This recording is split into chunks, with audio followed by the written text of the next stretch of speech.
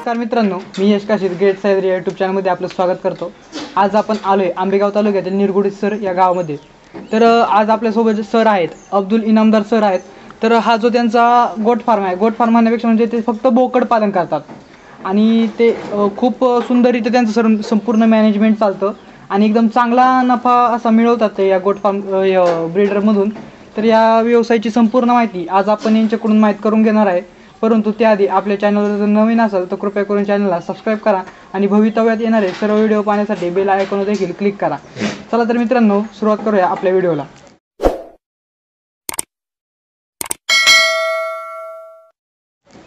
नमस्कार सर। नमस्कार सर, सर्वात प्रथम आपलं नाव आणि इथला पत्ता सांगा। अब्दुल अहमदभाई इनामदार, मुक्काम पोस्ट निरगुड सर, तालुका आंबेगाव, जिल्हा पुणे।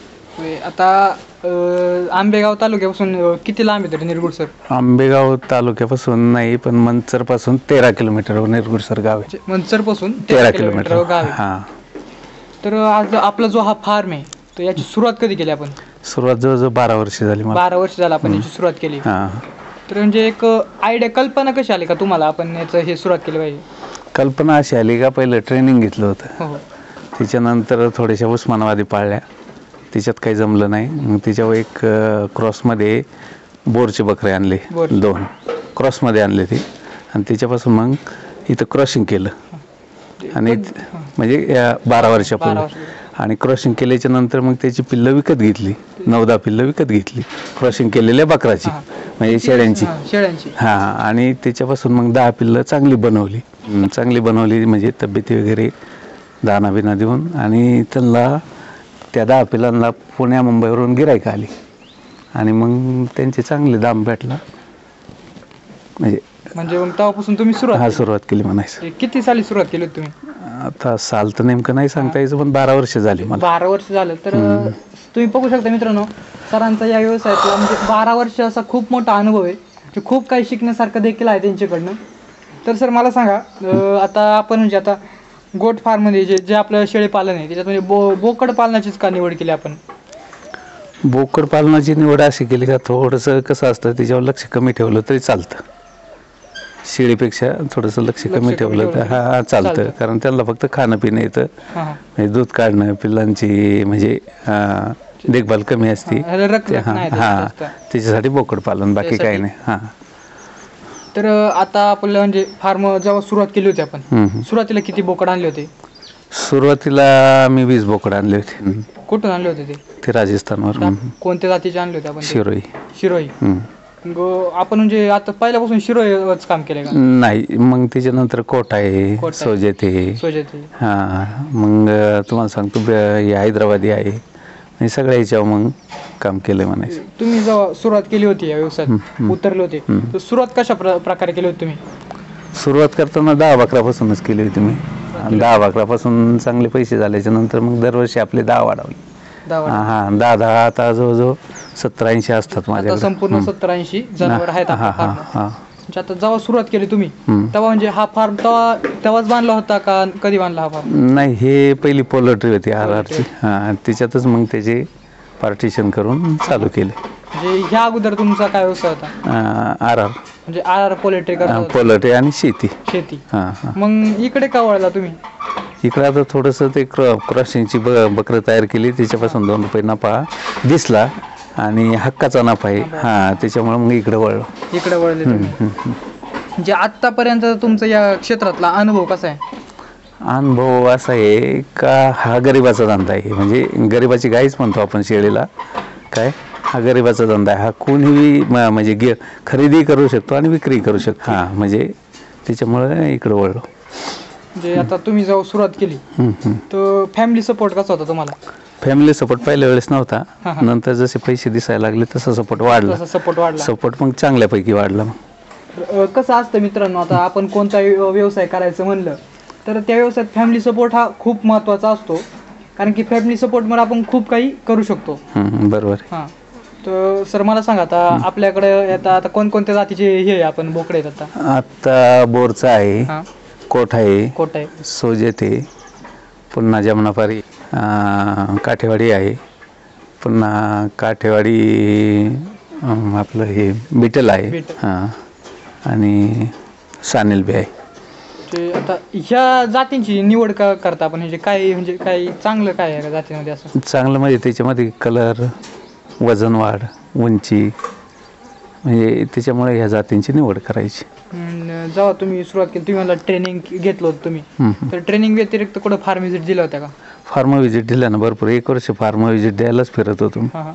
त्याच्यामुळे तो अनुभव, कुठं दावणी कशा बनवल्यात, कुठं पार्टिशन कसे बनवल्यात, कोणता दाना देतोय, कोणती औषधं देतोय, हे 1 वर्ष मी सगळं 1-2 वर्ष चांगलं फिरलो मी.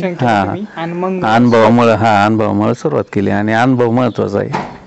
म्हणजे आता सर बोलले की प्रत्येक व्यवसायात हा अनुभव खूप महत्वाचा आहे आणि तोच शेळीपालनातला अनुभव, बोकड पालनातला अनुभव आम्ही तुमच्यापर्यंत पोहोचवण्याचा हा प्रयत्न करतच असतो. तर सर मला सांगा, आता आपलं जे शेड आहे त्याचं स्ट्रक्चर कसं आहे? ते किती बाय कितीचा गोट आहे? हा 30 बाय 50चा आहे, 60चा आहे. आणि लॉट कशा पद्धतीने पाडले त्याच्यात? लॉट 10-10चं, म्हणजे 10 फूट 30 फूट, 10 बाय 30 आहे एका, म्हणजे त्याच्यामध्ये 10 राहतात.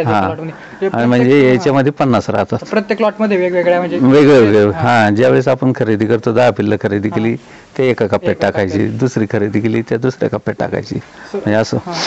तर जेव्हा आपण पिल्लं खरेदी करतो तर ती खरेदी करताना तुम्ही म्हणजे वेगवेगळे ब्रीडच्या घेता का एकाच ब्रीडच्या घेता? नाही, जसं आपल्याला भेटेल तसं. जसं भेटेल तसं. काही बिटलची भेटतात, काही तुमची शिरोईची भेटतात, काही सोजीची भेटतात, जशी भेटेल तसं खरेदी करायचं. सर सगळ्यात महत्वाचं म्हणजे बोकड पालनात सगळ्यात महत्वाचा विषय जो आहे तो बोकडांची निवड कशी करावी, हा खूप महत्वाचा विषय. त्यावर काय सांगाल? निवड अशी करायची का तो उंच पोरा असला पाहिजे, लांबी त्याची चांगली असली पाहिजे, कलर असला पाहिजे त्याच्यामध्ये, म्हणजे महत्त्वाचं. आणि पाठीमागून थोडीशी उंची बकराला दिसली पाहिजे, म्हणजे पाठीमागे जी उंची असते ना पायामध्ये ती उंची दिसली पाहिजे, महत्त्वाचं खरेदी करताना. आणि बकरं तेजदार पाहिजे, महत्त्वाचं. जेव्हा आपण खरेदी करतोय तर खरेदी करताना किती महिन्याची बकरं खरेदी करतो? 5-6 महिन्याची. 5-6 महिन्याची. त्यांचं वेट गेन काय असलं पाहिजे साधारण? वेट गेन 20 किलो पर्यंत, 15 ते 20 किलो पर्यंत. 20 किलो पर्यंत. तर आता आपला जो फार्म आहे म्हणजे याला बनवण्यासाठी संपूर्ण खर्च किती आलाय? संपूर्ण खर्च आता त्यावेळेस मला 1 लाख रुपयाला, पण आता कमीत कमी 3-3.5 लाख रुपये. 3-3.5 आत्ताच्या स्थितीला 3-3.5 लाख रुपये येईल एवढं बनवण्यासाठी. तर म्हणजे आपला जो फार्म आहे, आता तुम्ही ईदीसाठी टाकता ना बकरे? ईदीसाठी. त्याचं रुटीन कसं आहे नक्की, आपण कधी टाकता ही पिल्लं? ही पिल्लं जशी भेटतील, सणाच्या आधी 2 महिने भेटली तर ती खरेदी करतो, सणाच्या नंतर 2 महिने खरेदी चालू असते. म्हणजे या 4 महिन्यात आपली खरेदी करायची, जशी भेटतील तशी. 2, 4, 6 अशी भेटतील तशी खरेदी करायची. आपलं जेवढा कोटा आहे तेवढा, काय आपल्याला 50 ठेवायची, 40 ठेवायची या हिशोबाने.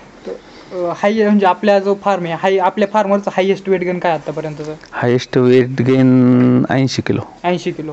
आणि सगळ्यात महाग विक्री कितीपर्यंत झाली आतापर्यंत? सगळ्यात महाग 50 पर्यंत गेला. तो कोणत्या ब्रीडचा होता? तो सोजेतचा होता. म्हणजे आता आपण शेळ्या नाही ठेवत का? शेळ्या नाही ठेवत मी. शेळ्या थोड्याशा विक्रीला असतात, कारण ज्यावेळेस कुठं गेलो ना तर हे 2 नर घ्यायचे, त्याच्यावर आपल्या 2 पाठी आहे विकायला, तर त्या पाठी घ्यायची आणि ती विक्री करायची. आता आपल्या फार्मचं संपूर्ण दिवसभराचं हे कसं चालतं वेळापत्रक? सकाळी झाडलोट, त्याच्यानंतर दाना, त्याच्यानंतर वाळलेला चारा, त्याच्यानंतर 1-2 वाजता पुन्हा ओला चारा, संध्याकाळी पुन्हा थोडासा दाना, त्याच्यानंतर पुन्हा ओला चारा, असं रुटीन असतं. रुटीन चालू राहतं. आता हे फार्मचं मॅनेजमेंट किती लोक पाहतात संपूर्ण? 2च लोक पाहतात. म्हणजे आता हे बोकड पालना, बोकडांना आजार होतात काय? आजार येतो त्याला लशी, PPR आहे, ETV आहे, गटसर्प आहे, म्हणजे असे 2-3 लसी करून घ्यायच्या. महत्व आहे त्याच्यात PPR आहे, बाकी नाही केली तरी चालतं. कधी करता आपण शेळ्यांचं? डिवॉर्मिंग 3 महिन्याला, प्रत्येक 3 महिन्याला डिवॉर्मिंग करणे, 8 दिवस त्यांना लिव्हर टॉनिक देणे, थोडंसं मिनरल मिक्सचर आणि पावडरी आपल्या हिमालया 32 आहे, तुमचं रुचामॅक्स आहे, पुन्हा लिव्ह 52 आहे, म्हणजे अशा पावडरी आहे. तर आपण जे डिवॉर्मिंग करता बोकडांना, ते म्हणजे कशा पद्धतीने डिवॉर्मिंग करता? म्हणजे पाण्यातून देता का डायरेक्ट तोंडातून देता? नाही, तसं इंजेक्शन आहे आणि लिक्विड आहे. लिक्विड. ते एकदा लिक्विड दिलं तर एकदा इंजेक्शन द्यायचं, आणि प्रत्येक वेळेस कंपनी बदलून द्यायचं. प्रत्येक वेळेस डिवॉर्मिंग चेंज झालं पाहिजे, महत्वाचं ते. तुम्ही एक पटवून सांगा शेळी पालकाला की डिवॉर्मिंग किती महत्वाचं आहे. डिवॉर्मिंग महत्वाचं आहे ना. डिवॉर्मिंग असलं तरच शेळी जर निरोगी असली तरच ती खाणार हां आणि खाल्लं तरच तिची तब्येत होणार. म्हणजे असं महत्वाचं. हा आणि कसं आहे आपण जे डिवॉर्मिंग देतो नाही नाही आजारी असली तर ती खाणारच नाही ना. डिवॉर्मिंग केलेलं असलं तर तिला म्हणजे तिचं लिव्हर महत्वाचं असतं. डिवॉर्मिंग केलं का 8-10 दिवस तिला लिव्हर टॉनिक देणं गरजेचं आहे. आणि एकदा लिव्हर टॉनिक दिलं आणि डिवॉर्मिंग झालेलं असलं का ते आपोआप खायला लागतात. त्याला काही करावंच लागत नाही. आता यामध्ये चारा कोणकोणता येतो तुम्ही? चारा याच्यात लसूण घासे, आपला हत्ती गवत आहे, बरशिमे, पुन्हा तुरीचं बुसकट आहे, कडबा आहे, असं म्हणजे. आता यामध्ये ओला चारा किती प्रमाणात देतात, सुका चारा किती प्रमाणात? ओला चारा जवळजवळ 80%. 80% ओला चारा आणि 20% सुका चारा आहे. तर मला सांगा सर, आता आपण हा जो फार्म आहे यासाठी किती क्षेत्रात चारा लागवड केली आहे? 1 एकर मध्ये. 1 एकर मध्ये संपूर्ण भागतं का? 50 बकरांचं भागतं 1 एकर मध्ये. थोडासा वाळलेला चारा विकत घ्यावा लागतो. तर म्हणजे आता चारा व्यतिरिक्त त्याला खुराक कोणकोणतं येतं आपण? त्याला खुराक मका आणि गहू. मका आणि गहू या व्यतिरिक्त काही नाही. आता मिनरल मिक्सचर कोणतं देता तुम्ही? मिनरल मिक्सचर बेस्ट मिन गोल्ड आहे, ॲग्रीमेंट फोर्ट आहे, पुन्हा हिमालय 32 आहे, आपलं हिमालयाचं आहे. हे असं प्रत्येक वेळेस म्हणजे त्याचं प्रत्येक बेसला एक कंपनीचं वापरायचं तुम्ही. आता ह्या सर्व व्यतिरिक्त यांचं वेट गेन चांगलं राहण्यासाठी तुम्ही काय करता का? वेट गेन चांगलं राहण्यासाठी त्यांना फक्तच खुराक वाढवणं महत्वाचं आहे. तुम्ही जसं खुराक द्याल तसं वेट गेन वाढतं. आपण म्हणजे आता जेव्हा आपण त्यांना आहे ना, तुम्हाला सांगतो 1.5 किलो दाना आणि अर्धा किलो तुमचा चारा दिला ना सुका, तरी महिन्याची 7 ते 8 किलो वजन वाढ असते. 7 ते 8 किलो वजन वाढ असते. आरामात वाढते. तर मला आता ह्या दावणी आहेत आपल्या ज्या दावणी कशा प्रकारे केल्यात आपण? दावणी ह्या आता पहिल्या जुन्या पत्र्याच्या केल्या होत्या. पत्र्याचे किती जाड असलं ते खराब होतात. त्यासाठी PSC पाईप येतो 1 फुटाचा, तो आणायचा. 20 फुटी पाईप असतो, कट करायचा, 40 फूट दावून तयार होती. त्याला काय नाही, थोडेसे गरम करून होलं पाडायची आणि साखळ्या लावायच्या. आता तुम्ही याला जो ओला चारा देताय म्हणजे ते सगळं हे करून देत असाल ना तुम्ही? कुट्टी करून देत असाल? कुट्टी करून, सगळ्या चाऱ्याची कुट्टी. तुमची विलायती गवत कुट्ट्या मिक्स कुट्टी करून देतो सगळ्याची. त्याच्यामुळे मग ती खातात मिक्स केल्यामुळं. म्हणजे आता मला सांगा, म्हणजे आता तुम्ही आता जेव्हा ठरवलं का आता म्हणजे तुम्हाला मार्केटिंग मध्ये कधी काय अडचणी आल्यात का? मार्केटमध्ये पहिल्या सुरुवातीला अडचणी आल्या, त्याच्यानंतर आता नाही अडचणी. पहिल्या सुरुवातीला व्यापाऱ्याला माल दिला, म्हणजे 2 रुपयांनी कमी नाही दिला. आणि आता कस्टमर जागेवर यायला लागले. जागेवर खरेदी होती. जागेवर खरेदी होती. आता विक्री जागेवर होती माझी. म्हणजे तसं पाहायला गेलं तर बोकड पालन म्हणजे हा जो व्यवसाय, यात कोणत्या अशा महत्वाच्या बाबी आहेत का ज्यावर जास्त लक्ष दिलं पाहिजे शेळीपालकांनी? त्याच्यावर दरच म्हणजे गोठ्यामध्ये सकाळच्या पारी एकदा खायला टाकलं दाना, कोणतं खात नाही त्याचं टेम्परेचर चेक करणं, त्याला गॅस झालाय काय ते पाहणं, हे महत्वाचं आहे. बाकी काही नाही, बाकी जास्त काही नाही. आता पावसाळा चालू आहे, तर सगळ्यात जास्त आहे ना शेळीपालनाला धोका जो असतो तो पावसाळ्यात असतो. खूप आजार होतात, बोकड्या असो किंवा शेळ्या असतात. तर पावसाळ्यात मॅनेजमेंट कसं आहे आपलं? पावसाळ्यात तसे आजार होत नाही. आजार पावसाळ्यात होत नाही. वातावरणाचं बदलामुळे मग तुमचं डिवॉर्मिंग आणि तुमचा चारा हा खूप महत्वाचा आहे. कारण कमीत कमी त्याला 4 किलो ओला आणि 1 किलो वाळलेला चारा पाहिजेच. आणि डिवॉर्मिंग महत्वाचं आणि तुमचं लिव्हर टॉनिक महत्वाचं आहे. हे दिलं का तुम्हाला काही पावसाळ्याचा प्रॉब्लेम येत नाही. एकदा बकरं शेड झाली ना मग काही प्रॉब्लेम येत नाही. पाऊस चालू द्या, थंडी येऊ द्या, काही होऊ द्या. समजा एखादा तरुण किंवा शेतकरी इच्छुक असेल की ज्याला बोकड पालन करायचंय, तर त्याने कशा पद्धतीने सुरुवात केली पाहिजे? सुरुवातीने आपलं 10 केली पाहिजे आणि आपल्या मार्केटमध्येच खरेदी केलं पाहिजे लोकलला आणि तिथूनच सुरुवात केली पाहिजे. 1 वर्षाचा अनुभव आणि 3 ऋतूचा अनुभव घेतला पाहिजे आणि मग वाढवलं पाहिजे. कोणत्या जातीला प्राधान्य दिलं पाहिजे सुरुवातीला? कोणत्याही जातीला दिलं चालतं, फक्त त्यांना खाणं महत्वाचं आहे. बाकी तुमचा पार उस्मानाबादी बकरा सुद्धा तुमचा 70-80 किलो बनतो. म्हणजे तसं काही नाही. आपली जी उस्मानाबादी जात आहे ना आपल्या महाराष्ट्राची, ती सुद्धा चांगली, ती सुद्धा 70-80 किलो बनते. फक्त तिला दाना चारा हा आणि वेळ लय महत्वाची याच्यामध्ये. यांच्या चाऱ्यामध्ये वेळ महत्वाची. तर आपला फार्मर एका बोकडाला साधारणतः किती खुराक दिला जातो? पहिला 100 ग्रॅमने चालू होतो त्यांना पहिल्या महिन्यात. दुसऱ्या महिन्यात 150. प्रत्येक महिन्याला 100 ग्रॅमने वाढतो. म्हणजे सरासरी त्यांना 600 ग्रॅम वर्षाचा 600-500 ग्रॅम येतो 10 महिन्याचा. सर तर आता मी पाहिलं तुमचा जो फार्म आहे त्या फार्म मध्ये म्हणजे तुम्ही बोकड पालना व्यतिरिक्त मेंढी पालन सुद्धा केलंय. तर ते कसं सुचलं तुम्हाला? ते एक प्रयोग तत्वावर केलंय मी. आपली पाजणी घेतल्यात. पाजणी म्हणजे एक 3 दिवसाचं 4 दिवसाचं पिल्लू आणि त्याला एक 1.5 महिना मी बॉटलने दूध पाजले आणि ती आता कमीत कमी एक 6-7 महिन्याची झाल्यात. चांगली वाढल्यात ती आणि तरी त्यांना 6-7 महिन्यात रुपया मला राहणार आहे त्याच्यामध्ये. म्हणजे लोकलला खरेदी केली होती तुम्ही? ते लोकलला बाजारामध्ये, आपल्या बाजारामध्ये, बेलेच्या बाजारामध्ये खरेदी केली होती. तसं पण म्हणजे मेंढपाळांचं मार्केट हे ठरलेलं चांगलं मार्केट एकदम. ते चांगलंच असतं ते. आणि त्याला 1000 असतो. एकही इंजेक्शन दिलं नाही त्याला. तर आपला जो फार्म आहे जो आपला बोकड पालन व्यवसाय आहे, या बोकड पालन व्यवसायात नक्की नफ्याचं गणित कसं आहे? नफ्याचं गणित असं आहे का 5 महिन्याचं बकरू खरेदी करायचं, ते 5000 पर्यंत बसतं. म्हणजे तुम्ही 3 महिन्याचं केलं तर 3000, 4 महिन्याचं केलं तर 4000, 5 महिन्याचं केलं तर 5000 आणि तिथून पुढं त्याला 2000चा दाना, म्हणजे 2000 रुपयाचा दाना द्यायचा. त्याच्यानंतर 1000 रुपयाचा वाळलेला चारा, असे 8-1000 रुपये खर्च होतात. आणि 400-500 रुपयाचं आपलं लिव्हर टॉनिक कुठं डिवर्मिंग कुठं औषध, म्हणजे 8500 रुपये खर्च होतात. तो बकरा 50 किलो आरामशीर तयार होतो. आणि त्या बकऱ्याची विक्री कमीत कमी 350-350 मार्केटमध्ये जातात. आता कटिंगचंही मार्केट जवळजवळ 300 रुपयाच्या पुढेच चालू आहे. त्याच्यामुळे 300 रुपयाने धरलं तरी 15000 रुपये 50 किलोचे होतात. आणि मग तुम्हाला रुपया हा 100% आहे. तर म्हणजे ईदी व्यतिरिक्त लोकलला विकता का तुम्ही? म्हणजे तुम्हाला इतर दिवशी कोणी नाही, गिराईक आलं तर विकतो मी.